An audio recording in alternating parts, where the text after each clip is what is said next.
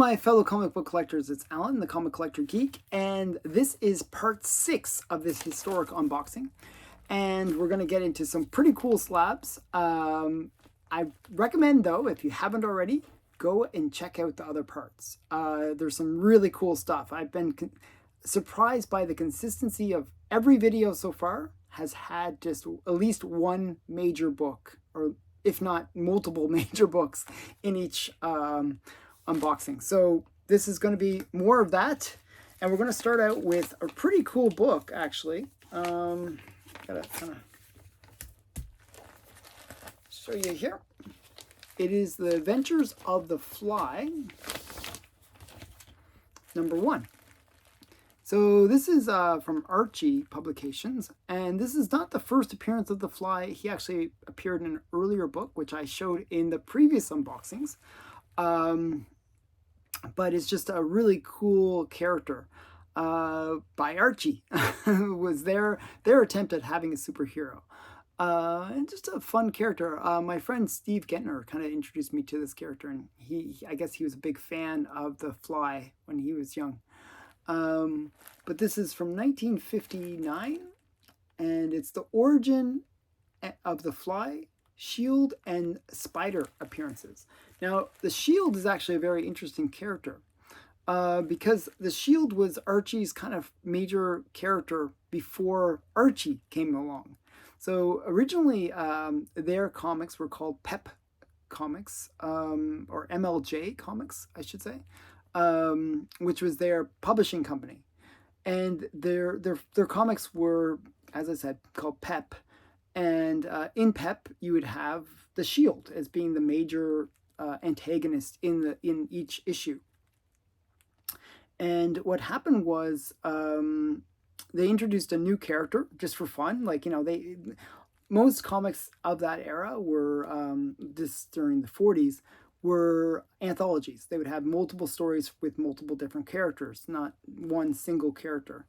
So they introduced a new character called Archie, and he had a love interest. I think it was Betty at the time. And it was just, you know, a simple teen comedy, and it was a hit. And at first they didn't realize how much of a hit it was. And then once they realized, they switched it from having like superhero characters and stories to just being an Archie book. And they even renamed their publication Archie Comics. So that's how much of an influence the character Archie had. And the Shield was kind of lost over time because, you know, of the popularity of the Shield. Well, the Fly was another character that they tried to have. There was a few that they did where they tried to go back into producing superhero books, and just never seemed to stick. They had another one called the Jaguar, and there was a bunch that they produced, but they just never were successful compared to the success of Archie. So, but this was one of those Archie characters that was just a fun one, and I've been kind of getting into this character. So this is The Adventures of the Fly, #1, and it's cool to get the first issue of the series. So that's The Fly. Okay, this next book is another major one.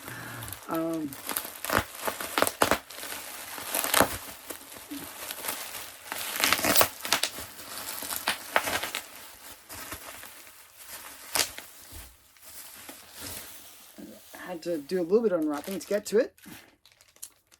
It's actually much better looking than the pictures.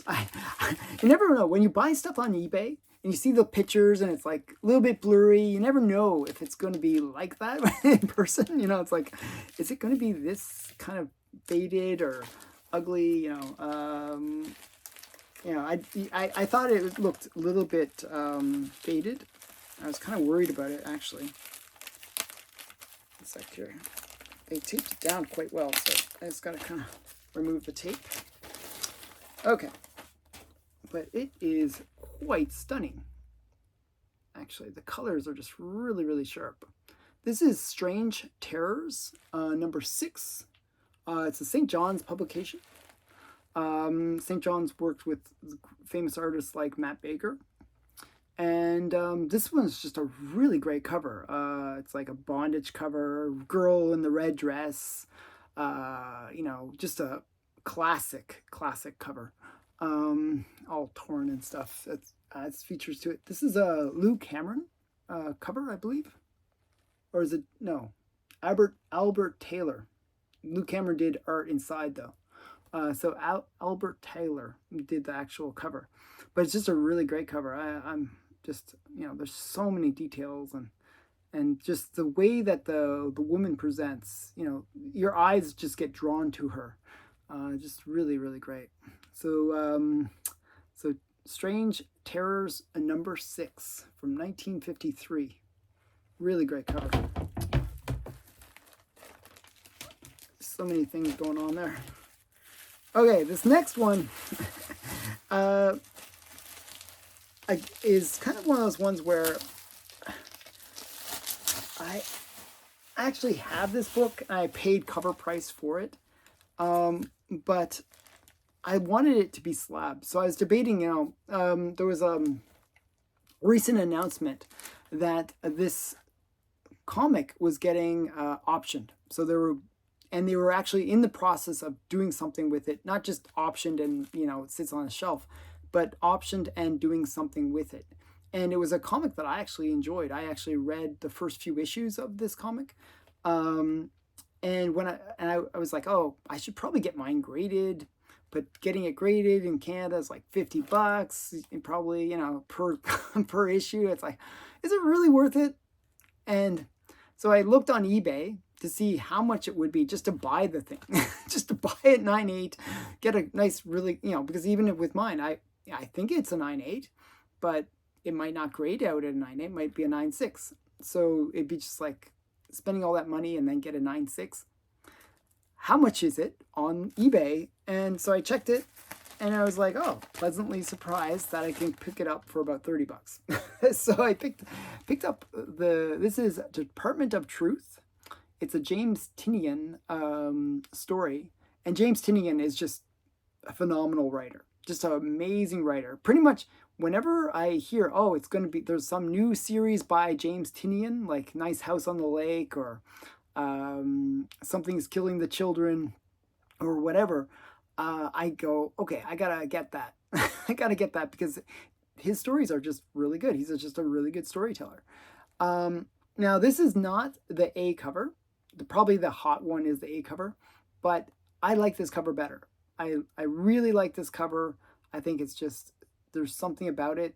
Just the reds, it just more appealing to me. I just think this is just such a really great cover. This is the variant B cover, and it's Jenny Frison who did the artwork.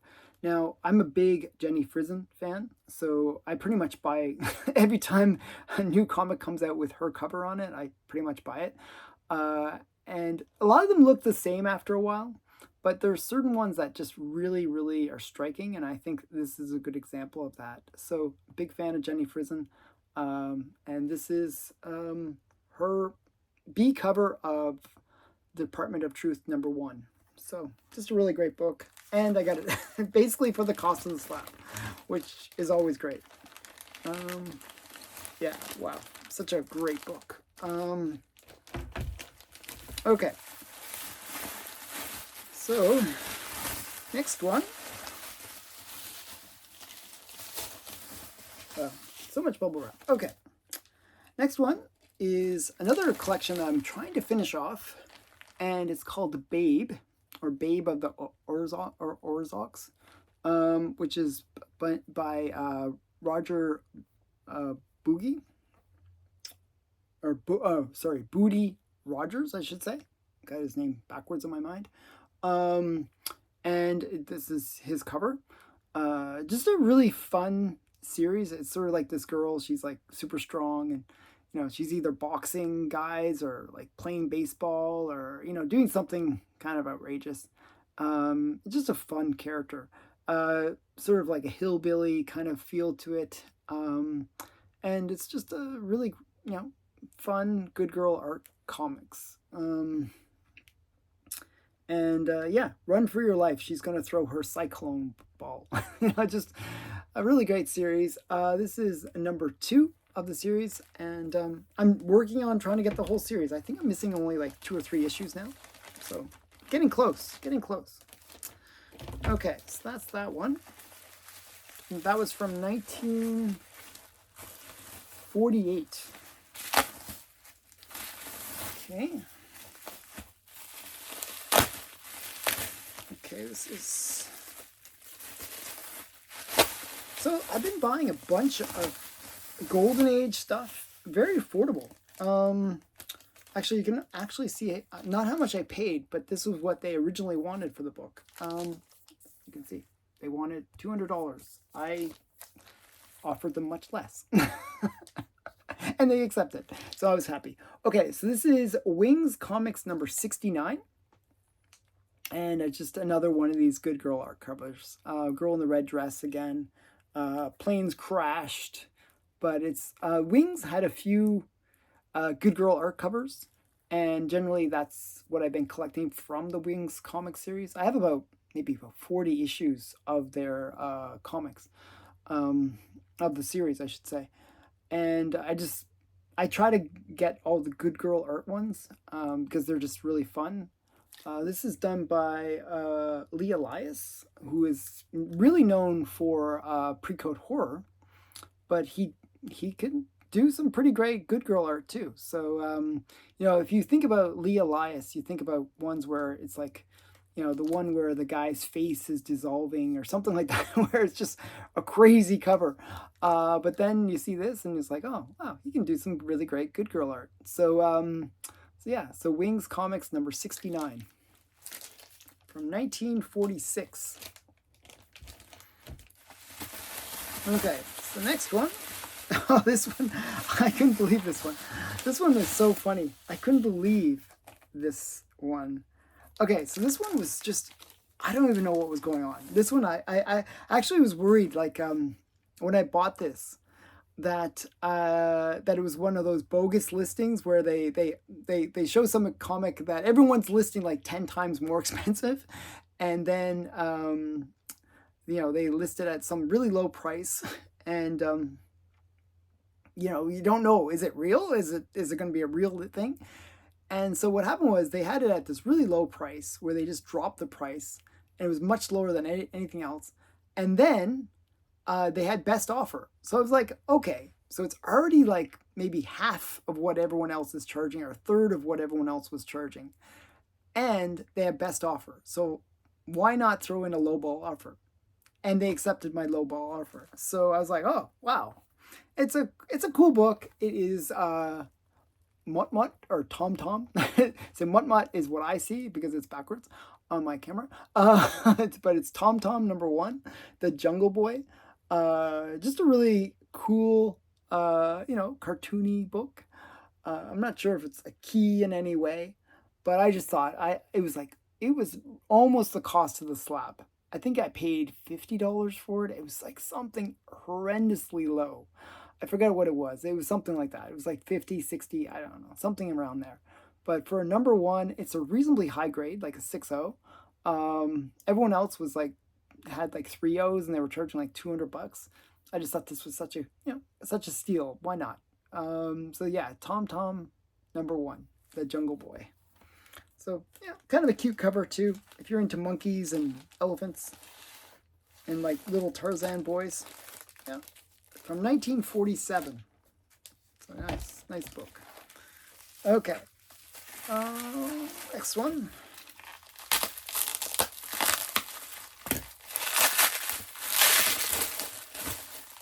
Oh, okay. So I was mentioning that I like good girl art covers, and I'm not really focused like, oh, it has to be a good girl art cover from like 1942 or something crazy. I don't really say, oh, it has to be a golden age good girl art cover. I can find coolness in even modern good girl art covers. And this one is kind of like that. This is a Copper Age book. Good girl art cover. Just a really nice cover. And it's Josie and the Pussycats. which is Archie Giant Size Magazine number 571.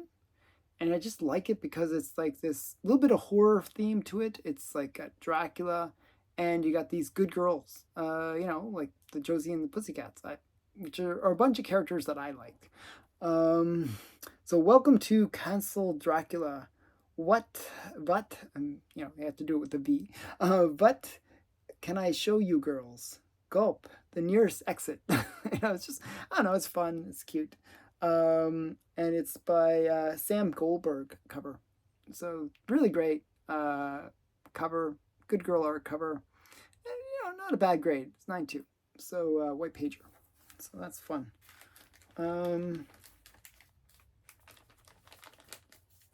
And it's the 45th anniversary issue as well. Okay, so. Oh, and the last book. Oh my goodness, we're gonna end with a big book. I almost feel like I have to bring another book to show in order to explain this one, but we'll just go with this one. This was another one where I got a really great deal on it. It was a few $100s, so it's not cheap, but it is a cool book. This is feature presentation number 5, and it's like this the black tarantula. Believe it or not, even though it's number 5, I think it's the only issue in the series. It says the black tarantula only issue, title becomes feature presentation magazine. So this is just I just thought it was a really cool cover. This one is actually, the interior story for this is actually the same as Startling Terror Tales, I think number 11, the one with the famous Death Spider on it by L.B. Cole. So basically, this is the story that's inside. It's the same story. So this is the original. The other is the reprint, the Startling Terror Tales. That was just, that's a really hot book, that Startling Terror Tales.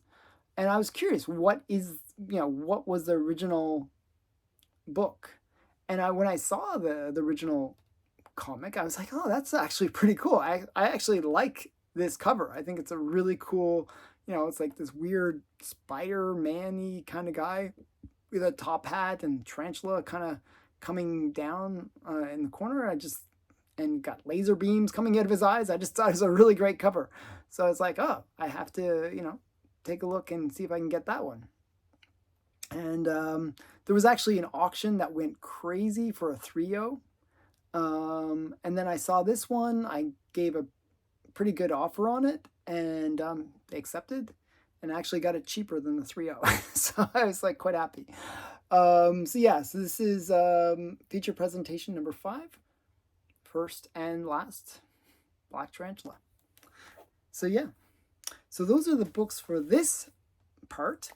We have 3 more parts to go, and the finale is going to be awesome. So you got to stay tuned for that. If you haven't already, please subscribe to the channel.